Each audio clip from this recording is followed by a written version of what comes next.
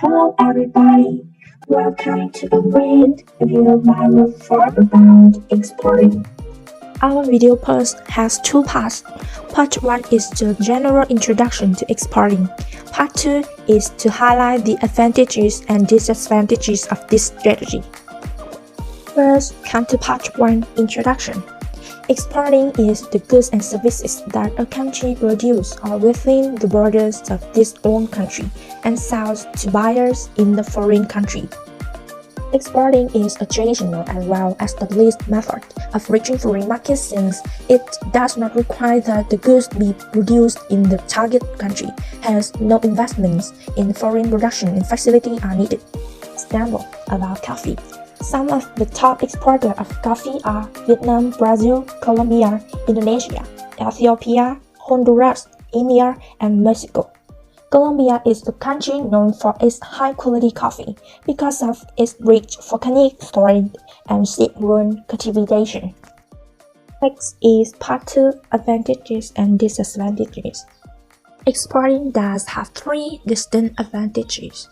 The first is low cost. Exporting avoids the substantial cost of establishing, manufacturing, or other deeply involved operations in the host country. All you need is the right product at a competitive price.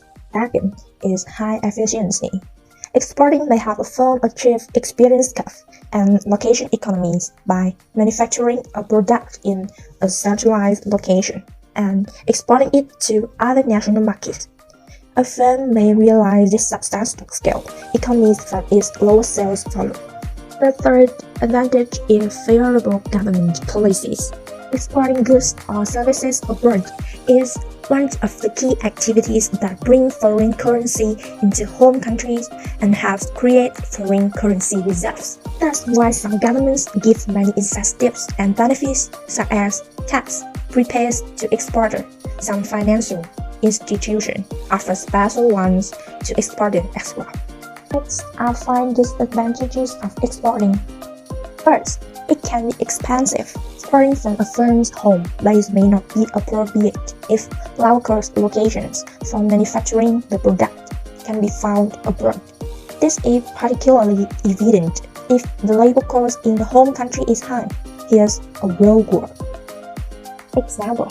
Many Fortune 500 companies such as 3M, Textile Instruments, Samsung, LG, Sony, and Panasonic have built multiple manufacturing facilities all over the world to take advantage of the cheap yet highly skilled labor in developing countries. Second is high transportation costs and long lead time. High transportation costs can make exporting uneconomical, particularly for big products such as agricultural and mineral items. Additional delivering products overseas could take anywhere from weeks to months. Third, tariff barriers can make exporting risky. The threat of tariff barriers by the government of the host country can make exporting very hazardous. Consider the trade war between the US and China.